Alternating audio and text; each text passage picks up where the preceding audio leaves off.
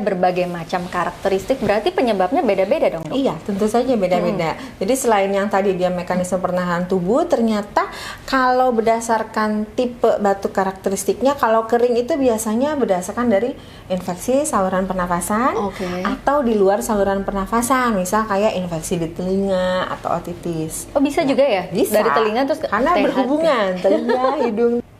Hai Mams, seneng banget nih ya kita ketemu lagi dan kali ini ngobrol kembali bersama dokter. Pastinya kalau sudah ada dokter kita tuh mau konsul ya dok ya. Dan ini banyak sekali pertanyaan-pertanyaan pribadi, pertanyaan Mams semua, terutama mungkin untuk Mams yang masih punya bayi, balita. Ini pertanyaannya penting-penting nih. Hai dokter, aku sebelum nanya tanya kabar dulu gimana? Alhamdulillah baik. Baik. Mbak Desi gimana kabarnya? Baik. Baik. Dan angka pasien meningkat atau masih rata-rata nih? Mudah-mudahan stabil. Mudah-mudahan stabil ya. Stabil yang sehat sama yang sehat Nah, ya. itu dia. Kalau sekarang kita tuh masih ada efek pandemi sih sebetulnya ya. Kalau ada yang batuk kita langsung kayaknya, wah dia batuk nih. Nah, kita mau bahas itu dok. Tentang batuk. Gimana cara mengenalinya supaya kita bisa tahu pengobatan yang tepat seperti apa. Gitu ya Mams ya. Tapi sebelum kita jauh lebih mendalam ngobrolin soal batuk, jenis-jenis batuknya dulu nih. Pasti ada beberapa ya dok ya? Ada beberapa tipe. Jadi sebenarnya yang Mbak Desi batuk itu sebenarnya merupakan mekanisme pertahanan tubuh, ya, mekanisme untuk membersihkan saluran pernafasan, jadi membersihkan lendir. Jadi ada yang fisiologis, tapi kalau sudah berlangsung lama, dia bisa menjadi patologis, menjadi penyakit tertentu. Nah, kalau untuk berdasarkan klasifikasinya, batuk itu ada yang dibagi berdasarkan satu durasi. Durasi itu berdasarkan lamanya. Dia akut kalau berlangsung kurang dari 2 minggu. Kemudian dia akan berlangsung kronik kalau kejadiannya lebih dari 2 minggu. Dan kadang ada yang menyebutkan batuk kronik berulang. Jadi dia bisa berulang dalam 3 bulan ada 3 episode biasanya gitu. Itu kalau berdasarkan durasi. Ada yang disebut berdasarkan karakteristik. Nah, yang tadi yang Mbak Desi sebutkan ada yang tipenya batuk kering, ada batuk basah atau batuk whooping namanya. Whooping itu kayak seperti pertusis, whooping cough atau dia batuk rejan ya. Jadi seperti menggonggong batuknya terus-terusan. Jadi kalau dulu dibilangnya mungkin batuk 100 hari. Nah, itu. Jadi tipenya berdasarkan karakteristiknya itu ada 3. Gitu. Dan tentu semuanya itu juga menjadi concern para mama-mama karena biasanya aduh kalau anakku batuk itu either dia nularin adiknya atau kakaknya atau memang dia sendiri si anaknya kan capek ya dok ya. Nah, kalau kita lihat ada berbagai macam karakteristik berarti penyebabnya beda-beda dong dok? Iya, tentu saja beda-beda. Jadi selain yang tadi dia mekanisme pernafasan tubuh, ternyata kalau berdasarkan tipe batuk karakteristiknya, kalau kering itu biasanya berdasarkan dari infeksi saluran pernafasan atau di luar saluran pernafasan, misal kayak infeksi di telinga atau otitis. Oh, bisa juga ya? Bisa. Dari telinga terus karena berhubungan telinga, hidung, tenggorokan. Kemudian kalau batuknya tipenya basah atau berlendir, dia biasanya dari saluran pernafasan seperti saluran pernafasan bawah ya. Jadi bisa dari pneumonia ya, pokoknya dari saluran bronkus. Nah, itu ada infeksi di situ, bisa yang bawah. Tapi kalau yang tadi yang khas yang saya bilang batuk 100 hari itu pasti penyebabnya pertusis. Tapi untuk sekarang sudah jarang sekali kita temukan adanya batuk 100 hari atau pertusis karena imunisasi alhamdulillah mudah-mudahan semuanya sudah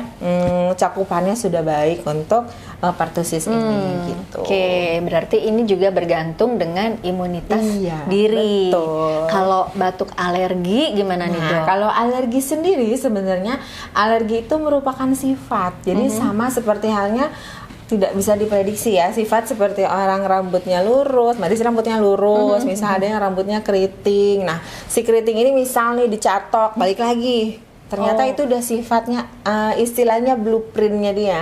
Alergi itu berarti spesifik. Sifatnya dia misal nggak cocok sama debu, atau kondisi dingin, atau makan makanan tertentu. Nah, jadi harus ada pencetus. Jadi terjadilah si batuk alergi ini. Jadi yang harus dihindari terutama adalah ya pencetusnya terutama. Kalau pencetusnya dingin berarti hindari dulu yang dingin-dingin, hindari dulu yang ada debu-debu. Nah, seperti itu. Oke. Nah, kalau untuk mama-mama yang anaknya lebih dari satu nih, Dok. Iya. Biasanya tuh bolak-balik aja tuh. Kakaknya batuk nanti kena adiknya atau adiknya duluan. Iya, Ini betul. mungkin treatmentnya seperti apa, Dok? Harus dipisah dulu atau memang dikuatkan imunitasnya gimana? Oke, jadi kalau misalnya dia berlangsung batuknya lebih dari, biasanya kejadiannya bisa sampai 10 hari, ada yang bisa sampai berlangsung sampai 25 hari. Tapi sebenarnya tidak ada terapi yang spesifik selama kondisi anaknya baik ya. Kondisi klinis anaknya baik, dia sebenarnya tidak perlu terapi khusus, tapi bisa saja jadi sumber penularan, jadinya pingpong tuh jadinya. Jadi ketemu anak pertama, anak kedua udah sembuh, terus mama papanya balik lagi. Jadi pingpong. Jadi memang penanggulangannya adalah satu, mencegah yang sakit harus menggunakan masker. Contoh kayak di era pandemi ini kan kita udah terbiasa ya pakai masker. Jangan lupa pakai masker, perilaku hidup bersih sehat, cuci tangan setiap mau menyentuh sesuatu, untuk makan jangan lupa. Nah, pokoknya penanggulangannya itu dulu. Kemudian boleh-boleh saja misalnya pisah tidur nih antara yang masih sedang tertular atau yang masih sehat, tapi tidak menutup kemungkinan sebenarnya si virus itu sebelumnya sudah terjadi penularan, tapi yang satu mungkin imunnya lebih kuat, yang satu lebih lemah, makanya bisa lebih cepat tertular atau lebih berat gejalanya. Oke, tidak ada ukuran bahwa dalam 3 hari itu ketularan, itu tergantung ketahanan tubuh juga. Nah, kalau tadi sempat diucapkan ada yang 10 hari, ada 25 hari. Kalau virusnya muter-muter di situ juga mungkin lama gitu ya. Patokannya apa nih, Dok? Berapa lama sehingga ini udah harus dibawa ke dokter atau ini udah harus di X-ray misalnya? Oke. Jadi berdasarkan gejala tadi yang kita sebut, dia ringan, misalnya tidak ada terjadi demam, adanya nafasnya cepat atau terjadi sesak. Nah, biasanya zaman sekarang udah banyak tuh yang punya alat saturasi sendiri di rumah, itu boleh juga digunakan. Tapi tanda-tanda awal biasanya akan ada tanda-tanda infeksi lain, misalnya satu, demam dulu. Tuh, demam yaitu suhu tubuh bisa di atas 37,8 biasanya patokannya. Kemudian nafasnya mulai cepat atau kadang-kadang suka ada bunyi tambahan nafasnya berisi. Bisa grok-grok, bisa ngik-ngik. Nah, kalau udah ngik-ngik tuh berarti udah ada penyempitan di saluran nafas, itu harus buru-buru diperiksakan ke rumah sakit atau ke dokter terdekat. Oh, kita bisa kenali dari suaranya ya. Betul. Grok-grok dan ngik-ngik itu tadi. Kalau ngik-ngik itu berarti udah ada penyempitan saluran. Iya. Nah, kalau yang grok-grok? Kalau grok biasanya ada banyak lendirnya biasanya. Tapi ada tanda yang lain dari pemeriksaan fisik, biasanya lihat udah mulai kembang kempis belum hidungnya. Jadi kayak kembang kempis hidungnya, atau kalau pada anak bukan dalam kondisi dia menangis, dia itu nafasnya kayak orang habis ngos-ngosan lari. Tapi kalau anak nangis biasanya juga gitu. Jadi dinilainya adalah saat dia nggak menangis. Kita lihat, kok ini mulai tanda-tanda sesak, jadi itu udah harus warning sign-nya, dibawa segera ke rumah sakit. Oke, jadi kalau nangis ditenangin dulu, kalau masih sama berarti ada gangguan ya, Dok ya. Oke, nah tentu saja kalau misalnya lagi batuk biasanya tuh temenannya tuh sama pilek nih, Dok. Kenapa kompak sekali ya, kadang-kadang batuk terus ada pileknya? Ya biasanya, karena itu yang tadi saya bilang, mekanisme pertahanan tubuh antara batuk sama mucociliary clearance. Jadi sedang membersihkan lendir-lendir. Jadi kan di hidung ini ada silia, ya mucocilia itu untuk menyaring lendir yang masuk, ya itu masuk dalam saluran pernafasan, mulai dari hidung, masuk ke trachea, masuk ke bronkus dan paru-paru. Jadi mekanisme itulah yang akhirnya terjadi, mulai keluar ingusnya, pilek. Nah, biasanya nanti dibedakan nih, virus atau bakteri. Bisa dilihat dari tipe jenis sekretnya, misalnya warna putih itu biasanya virus, tapi kalau udah mulai warnanya hijau kental, nah itu biasanya penyebabnya bakteri. Nah, seperti itu. Oke, apa yang harus dilakukan oleh mama ketika udah lihat nih misalnya anaknya batuknya cukup intens gitu, apakah air putih yang banyak, hajar sayur buah, biasanya gitu, gimana nih kalau dari dokter? Jadi tetap yang dilakukan mamanya, nggak mamanya aja ya, papanya juga. Oh, papanya juga ya, jangan mama aja. Ikutan dong, benar-benar. Jadi mama dan papa jangan buru-buru langsung parno atau apa, tetap tenang menangani anak, tetap tenangkan ya. Kalau misalnya memang penyebabnya karena alergi, berarti satu, hindari pencetusnya. Misal nih ada boneka bulu-bulu, selimut bulu-bulu yang ada itu disingkirkan, debu-debu dibersihkan. Tapi kalau memang karena ada infeksi yang khusus, itu segera konsultasikan. Tapi langkah pertamanya adalah yakin satu, nutrisi anak sudah cukup baik, berikan vitamin dan benar minum air putih yang cukup. Kalau memang dia ada alergi dingin, jangan kasih air dingin terus, berarti nanti nggak sembuh-sembuh batuknya ya. Jadi berikan air putih yang cukup sesuai dengan kebutuhannya, sesuai usia. Kemudian berikan kehangatan kalau memang dia butuh. Kemudian berikan kondisi situasi yang nyaman ya. Gitu. Oke, nah berarti belum tentu semua batuk itu serta-merta harus pakai antibiotik, Dok? Iya, nggak perlu. Jadi yang perlu diingat, tidak semua batuk perlu diuap, tidak semua batuk perlu untuk obat atau antibiotik. Jadi berdasarkan penelitian, malah yang dengan antibiotik itu angka resistensinya jadi tinggi, akhirnya akan sering berulang untuk batuk pileknya. Karena penyebabnya macam-macam, dan yang paling banyak biasanya karena virus atau alergi. Jadi kenali dulu penyebabnya ya, kemudian baru kita atasi sesuai dengan penyebab. Untuk kebersihan ruangan juga mungkin harus secara berkala. Iya, harus pakai. itu. Kalau sekarang kan kayaknya semua ruangan harus ada humidifier, purifier. Ini pengaruh, Dok?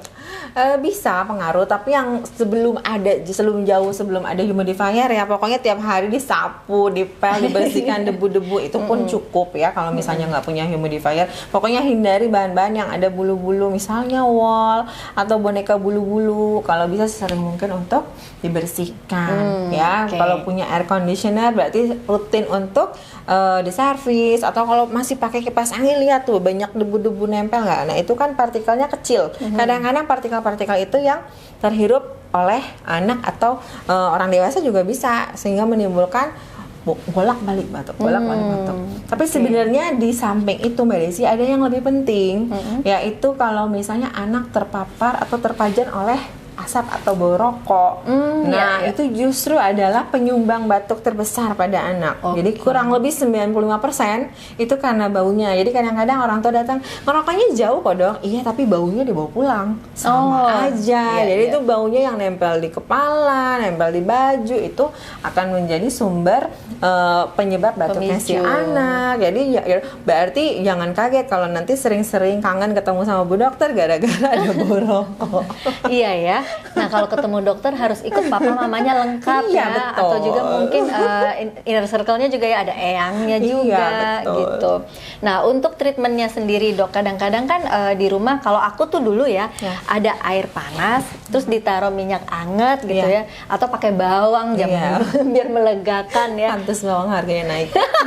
Bener. Nah ini gimana kalau untuk home treatment mungkin? Home treatment awalnya boleh, atau boleh juga digunakan cara alamiah. Satu, dengan matahari ya, sinar matahari pagi itu baik, bisa di atas jam 8 hingga jam 10 anak berjemur, tapi nggak usah lama-lama sampai 2 jam juga ya, butuh 10 sampai 15 menit. Kemudian madu boleh digunakan, tapi hanya untuk anak 1 tahun ke atas ya, nggak boleh kurang dari 1 tahun. Kemudian boleh yang kayak cara Mbak Desi tadi, jadi itu sugesti sebenarnya untuk menghindari misal hidungnya tersumbat atau apa, jadi sugesti dia menjadi lebih lega. Nah sebenarnya itu adalah kalau bahasa Indonesia swasirna, atau kalau bahasa istilahnya self-limiting disease. Jadi sebenarnya nggak perlu diapa-apain pun akan sembuh sendiri. Oh gitu ya. Tapi anak harus dibuat nyaman juga mungkin ya, karena batuk tuh capek karena bisa mengganggu, nggak masuk sekolah, akhirnya nilainya jelek, terus mengganggu aktivitas yang lain, istirahat terganggu. Gitu. Boleh berikan tips untuk mom supaya si kecil terhindar dari batuk parah nih, Dok? Jadi satu, jangan lupa nutrisi yang paling utama. Jadi kalau untuk bayi berikan ASI eksklusif, kemudian saat mulai udah MPASI di atas usia 6 bulan, dan makanan bergizi pada anak yang udah di atas usia 1 tahun. Kemudian istirahat yang cukup tetap ya. Kemudian jadwal imunisasi secara tepat ya, jadi jangan sampai terlambat. Kemudian jangan lupa di era pandemi ini saat banyak banyak virus melanda, apalagi di usia sudah sekolah offline, selalu perhatikan untuk protokol kesehatan. Ajarkan si kecil sedemikian rupa dari hal-hal yang sederhana, jangan sampai membuka tutup masker, pokoknya sebisa mungkin untuk menghindari kerumunan. Nah, jadi seperti itu Mbak Desi. Meminimalisir interaksi yang Iya, beresiko gitu betul, ya dok ya. ya. Oke, terima kasih sekali obrolannya dokter. Sama-sama. Dan ini pasti bermanfaat semua untuk moms pemirsa cerita Mamenjo. Demikian tadi obrolan kita bersama Dokter Andina, spesialis anak MKes dari Brawijaya Hospital Saharjo. Thank you dokter, kita Sama-sama. ketemu lagi di episode berikut. Begini ya. Bye mom.